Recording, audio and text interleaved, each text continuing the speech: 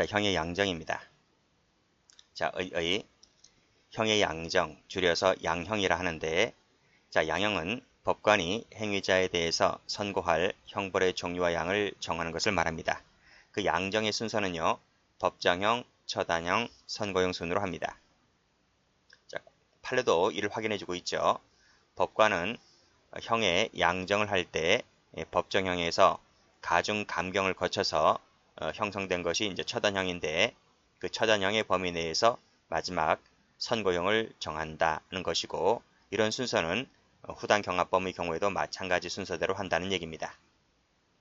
최근에 이 지문이 그대로 출제가 되었죠. 자, 양형의 단계입니다. 먼저 법정형. 법정형은 법조문에 있는 형을 말합니다. 자, 형법 각칙, 개개의 법조문에 규정되어 있는 형벌을 말한다. 이것은 양형이라는 출발점이 되죠. 자, 형법은 상대적 법정형을 원칙으로 하고 있다.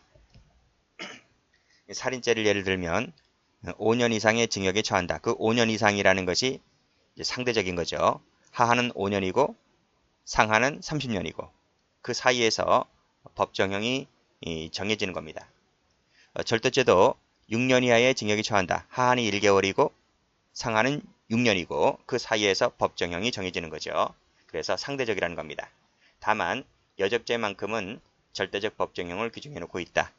거기는 어떻게 돼 있어요? 여적한 자는, 여적죄는 사형에 처한다. 오로지 사형밖에 없잖아요. 그래서 그것은 상대적이 아니라 절대적 법정형을 규정해 놓고 있습니다. 처단형이란 법정형에 여기서 더하기 빼기, 가중 감경한 형을 처단형이라 합니다.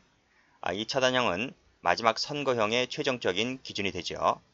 그래서 형을 결정할 때는 먼저 뭐를 선택한다? 형종을 먼저 선택하고 그 형종이 선택이 되었다면 징역이 선택이 되었든 벌금이 선택되었든 일단 그것이 선택이 되었다면 거기에서 가중 감경을 하는 거예요. 자, 처단형 관련 판례를 봅니다. 자, 첫 번째, 자, 처단형은 선고형의 최종적인 기준이 되죠. 자, 그 범위는 법률에 따라서 엄격하게 정하여야 한다 했는데 그 법률이 밑에 나와 있습니다. 밑에 56조를 보면 자, 형법은 형의 가중 감경할 사유가 경합됐을 때는 다음 순서에 따른다고 했거든요. 그래서 각, 특, 누, 법, 경작 이 순서대로 하는데 이 56조는 다음 시간에 보도록 하고, 그래서 이 순서에 따라서 처단형이 산출된다고 나와 있죠. 그래서 올라가면 그 범위는 밑에 방금 보았던 56조라는 법률 조문에 따라서 엄격하게 정하여야 하고, 따라서 명문 규정이 없는 이상 56조에서 열거하고 있는 사유에 해당하지 않는 다른 성질의 사유를 들 수는 없다라고 봤습니다. 최근에 출제가 된 적이 있죠. 자, 그리고 밑에 판례도 보면 자, 아울러 법관이 이 처단형을 결정하는 과정에서 여러 양형 조건들을 참작해서 최종 이 선고형을 머릿속에 그리면서 이 56조에 따라서 할 건지 말 건지 그 이무직 감경 여부를 결정하는 것이 법리적, 논리적 해석 방법이다 라고 하는 것입니다. 이 지문도 최근에 출제가 됐어요. 같은 판례이긴 하지만 이것도 출제가 됐고 이것도 출제가 됐습니다. 자, 세 번째 선고형입니다. 선고형은 방금 보았던 그 처단형 내에서 구체적으로 형을 양정하여 당해 피고인에게 선고하는 그 마지막 형을 말하는데 형법은 정기형에 의하도록 되어 있죠. 그래서 피고인은 징역 3년에 처한다는 정기형입니다. 다만 소년법 같은 경우, 즉 소년의 경우에는 이 소년범에 대해서 부정기형, 즉 상대적 부정기형을 채택하고 있다는 것도 아울러 알아두셔야 돼요. 즉 성인은 정기형이고요. 소년은 상대적 부정기형이다. 자, 형의 가중 감경 면제입니다. 먼저 형의 가중. 자, 죄형법정주의 원칙상 가중은요, 법률상의 가중만 인정되고 재판상의 가중은 인정되지 않습니다. 또 가중하더라도 필요적 가중만 인정되고 의무적 가중은 인정되지 않습니다. 자, 종류에는 일반적 가중이 있고요. 특수한 가중이 있는데 일반적 가중은 총칙에 규정되어 있고요. 특수한 가중 사유는 각 칙에 규정이 되어 있습니다. 그래서 총칙을 보면 특수교사 방조, 누범, 그리고 경합범 가중이 총칙에 있고요. 각치가 하면 상습범, 그리고 이 특수자가 붙은 것이 이제 각치가 나와 있습니다. 뭐 이런 것들은 시험에 나오지 않습니다. 자, 시험에 나오는 것은 자, 상습범 가중처벌 규정을 좀 보도록 합니다. 상습범 가중처벌 규정은 형법 총칙에는 없습니다. 각칙에 있습니다. 각칙에 있는데 이 도표에 있는 것이 전부입니다. 그래서 그리다지 많진 않아요. 자, 각칙에 가면 이 보호법을 기준으로 해서 목차가 개인적 법익, 사회적 법익, 국가적 법익 이렇게 나누어 편제가 되는데 그 중에 개인적 법을 먼저 보게 되면 점이 두 개죠. 첫 번째 점이 비재산죄, 두 번째 점이 이제 재산죄에 관련된 범죄들입니다. 자, 보면 상해죄, 폭행죄, 협박죄, 체포감금죄, 그리고 강간추행죄. 요 강간추행죄를 왜 진한 색으로 해놨느냐면 원래 강간죄 추행죄는 상습범 가중처벌 조항이 없었습니다. 그런데 10여 년 전에 그것이 이제 새로이 신설되어 형법에 들어갔죠. 약추인죄는 없어요. 자, 비재산죄는 이것이 전부입니다. 그래서 폭이지, 상해와 폭행, 협박, 체포감금, 그리고 강간추행 이것이 전부입니다. 살인죄 없습니다. 살인죄 우리 연쇄살인범을 보면 그 피해 법익 하나마다 하나씩 죄가 되거든요. 그러면 살인죄 10개면 10개의 살인죄가 되는 것이지 상습 살인죄 그런 거 없습니다. 그래서 상해, 폭행, 협박, 체포, 감금 중요한 것이 요 강간추행죄입니다. 강간추행죄 이것이 12년 전에 신설되었다. 그래서 밑에 기출 가보면 강간과 추행죄는 상습범에 대하여는 요 상습범 얘기 나와 있죠. 그리고 그 다음 잠시 이따 설명드리고 자 그런데 조심할 것은 약추인죄가 없다는 거예요. 이것도 기출된 적이 있습니다. 강론 가면 다시 한번 설명드리겠지만 약추인죄는 마치 있을 것 같아 보이지만 없어요. 자 그 다음 보면 자 두 번째 점이 재산죄라 했는데 절도 그리고 강도 사기 공갈 여기까지 쉽게 외우죠. 절도 강도 사기 공갈 이제 나오는 순서입니다. 교재 목차대로. 그런데 절도 강도 사기 공갈에는 있지만 옆에 횡령 배임이 없어요. 횡령 배임 그리고 손괴가 없고요. 그 다음 나오는 목차가 작물죄인데 작물죄는 있습니다. 상습 작물죄가 있어요. 그 다음 형법교재 맨 끝에 나오는 것이 권리행사 방해죠. 그래서 횡령 배임 손괴 권리행사 방해죄는 없습니다. 외우셔야 됩니다. 그래서 횡령과 배임 삼국지에 나오는 손권이죠. 손권입니다. 횡령배임, 손권이 횡령배임했다. 이것은 없습니다. 자, 기출된 적이 있고요. 자, 개인적 법익에서 이제 상습 방법이 가장 많고요. 자, 사회적 법익으로 가면 이제 아편죄가 있고 도박죄가 있어요. 도박죄는 많이 들어서 알죠? 상습 도박죄, 그렇죠? 상습 도박은 있고 아편죄도 있습니다. 국가적 법익은 아예 없어요. 국가적 법에도 많은 범죄들이 있는데 상습범 가중처벌장은 하나도 없다. 자, 처벌을 외우셔야 됩니다.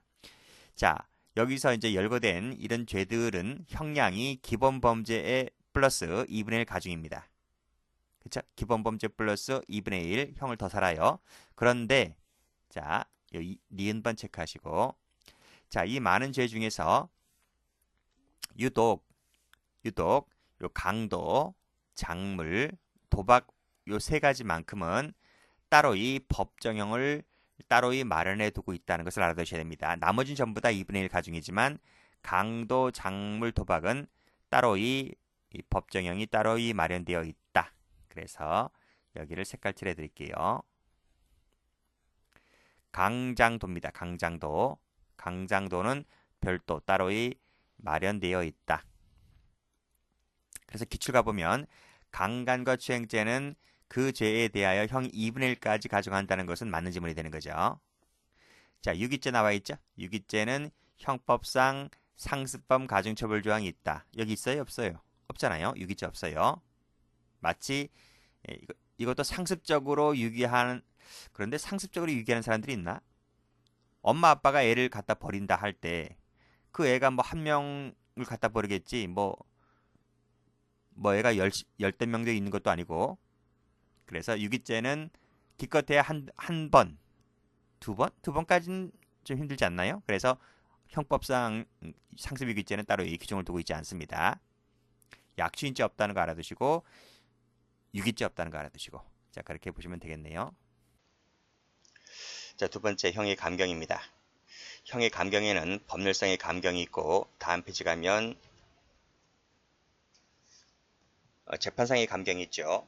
자, 그렇게 나눠 볼 수가 있는데 자, 먼저 법률상의 감경에는 총칙상의 감경이 있고 각칙상의 감경이 있습니다. 각칙은요, 각칙 가서 공부하면 됩니다. 일단 총칙부터 보면 자, 지금까지 배운 것을 이제 복습하는 겁니다. 자, 우리 책임론에 가면 청각 및 언어장애인 배운 적 있죠. 필요적 감경입니다. 그리고 심신미약제 배운 적 있죠. 의무적 감경입니다. 다 숙지하셔야 됩니다. 자, 그럼 미수로 가면 중지미수는 필요적 감면이라 했고 장애미수는 의무적 감경이라 했고 그리고 불능미수는 의무적 감면이라 했습니다. 그렇죠? 정당방위로 가면요. 과잉방위, 과잉비난, 과잉자구행위 의무적 감면이라 했죠. 자, 그리고 공범 쪽에서 종범 배웠죠? 종범은 필요적 감경이다. 그리고 정상 참작 감경은 다음 페이지에 나오는데 다음 페이지 볼게요. 여기 나오죠?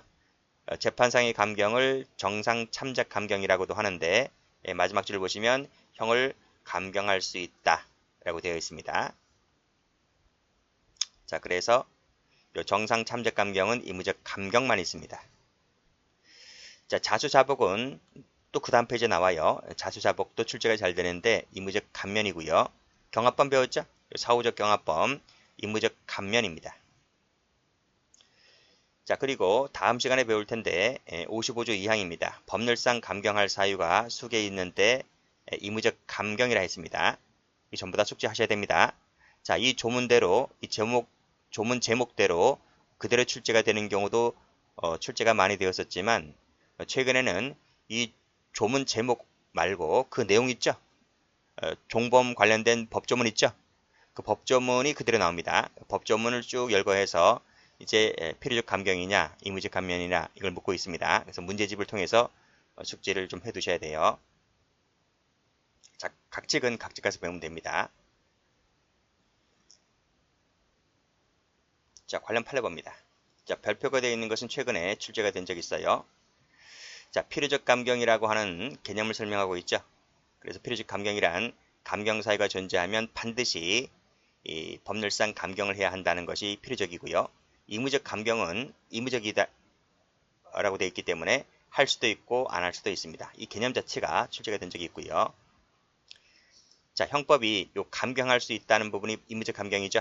라고 하고 있는 것은 의무적 감경 사유가 있더라도 필요한 경우와 필요하지 않는 경우가 모두 있을 수 있는데 이 모든 게 다 법관의 재량이라는 겁니다. 마지막 줄에. 자, 의무적 감경 사유라 하더라도 행위불법이나 결과불법이 그 축소해주는 효과가 미미하거나 또는 책임의 감경 정도가 낮을 때에는 굳이 이거 안 하고 즉 의무적 감경하지 않고 오히려 더 형이 무거운 처단형으로도 처벌할 수가 있는 것이다 라고 본 지문인데요. 이 모든 것들이 다 뭐다? 법관에게 재량이 부여되어 있는 것이다 라는 겁니다. 자, 이런 지문도 출제가 된 적이 있습니다. 자, 두 번째, 재판상의 감경.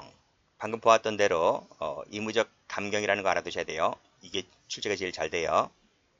다시 한번 읽어보면 범죄의 정상에 참작할 만한 사유가 있을 때에는 형을 감경해 줄 수도 있다. 재량상이라 하더라도요. 자유재량이 아니고 기속재량입니다. 그래서 항상 법조문에 근거를 두고 있는 재량인 거죠.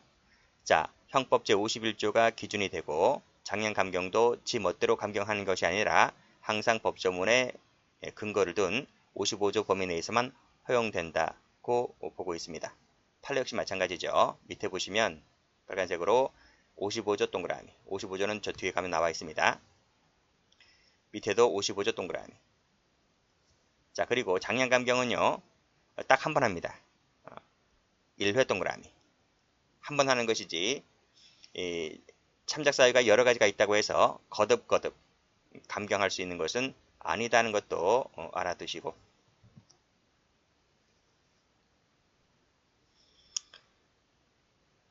자, 장량 감경을 하였다 하여 재범의 위험성이, 즉 장량 감경을 한다는 것은 재범의 위험성이 없기 때문에 하는 것이냐? 반드시 그렇지는 않다는 겁니다. 장량 감경을 했다 하더라도 재범의 위험성을 인정할 수는 있다라는 거예요. 장량 감경할 때에는 이 요건이 재범의 위험성이 없을 것, 이게 요건이 아니잖아요. 그렇기 때문에 장량 감경했다 하더라도 재범 위험성 저지가 있을 수는 있다, 이런 얘기입니다. 세 번째, 형의 면제입니다. 형의 면제는 유죄 판결의 일종이긴 한데 법률상의 면제의 하나입니다. 따라서 재판상의 면제는 인정되질 않아요. 판례도 그렇습니다. 그래서 밑에 보면 형 면제를 하려면 법에 근거를 두어야 한다는 말이 법률상 면제의 하나다, 그 뜻입니다. 자, 종류를 가보면요, 필요적이 있고 의무적이 있는데 뭐 친족 상도례 얘기 나와 있죠. 친족 상도례는 뭐 최근에 헌법재판소로부터 헌법 불합치 결정을 받았기 때문에 이 부분은 개정 소지가 있다는 거예요. 그래서 2025년도 12월까지라고 이제 시간적 범위 한계를 두었습니다. 그때까지 국회에서는 이 관련된 법조문을 개정을 해야 됩니다. 그래서 이 부분은 당장은 유효하지만 시간이 지나면 이것은 이제 개정될 소지가 있기 때문에 그 부분은 여러분들이 좀 주의를 해서 생각의 여지가 있다는 거예요.